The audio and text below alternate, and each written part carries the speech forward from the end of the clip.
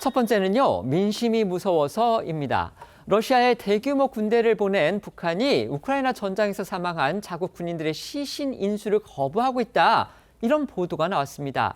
심지어는 시신을 냉동해서 현지에서 분쇄하는 설미를 알아보고 있다. 이런 소식도 전해졌습니다. 네, 현재 북한군 사망자의 수는 정확히 확인은 되지 않았지만 국정원은 지난 1월 그 사망자 수가 300여 명에 이른다 이렇게 밝힌 바 있습니다.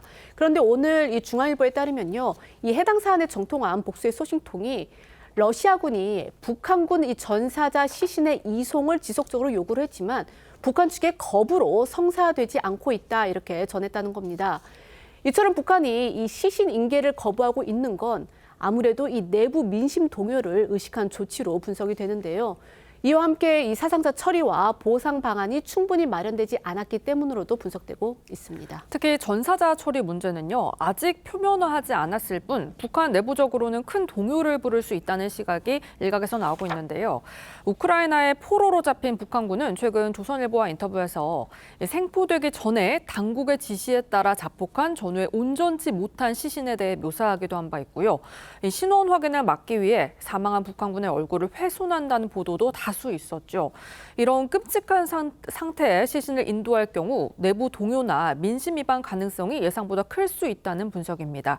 관련해 박원곤 이대 북한학과 교수의 목소리 듣고 오겠습니다.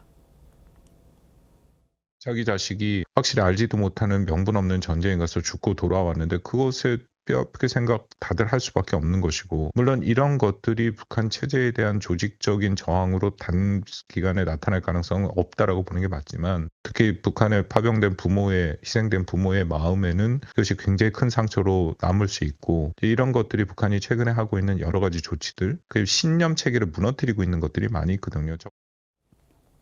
관련해서요, 이 북한 당국이 사망한 군인들의 시신을 전장 현지에서 처리하기 위해서 설비를 준비하는 그런 움직임이 보이고 있다. 이런 주장도 나왔습니다. 네, 한 소식통은 중앙일보에 해외 주재 북한 상사원이 유럽 지역에서 시신을 급속 냉동시켜서 분쇄하는 빙장 설비를 조사하고 있다는 정보가 있다고 말했다고 합니다. 액화 질소를 이용해 시신을 가루화하는 빙장은 일부 국가에서 허용되고 있는 장례법인데요. 물론 빙장 설비를 조사하는 목적까지는 확인할 수는 없지만 현지에서 북한군의 시신을 처리하려는 것일 수도 있다는 게 이 소식통의 설명입니다. 하지만 북한이 현지에서 이 전사자 시신을 처리하기 위해서 빙장 시설을 알아보는 것이 맞다면 이 또한 논란이 될 것으로 보입니다.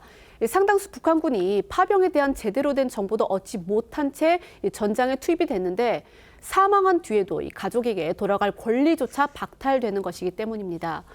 이와 관련해서 이 북한 당국은요, 이 파병 장병 가족을 격리하고 이 TV와 식료품 등을 선물하는 그런 정황도 포착이 됐다고 중앙일보는 보도했습니다.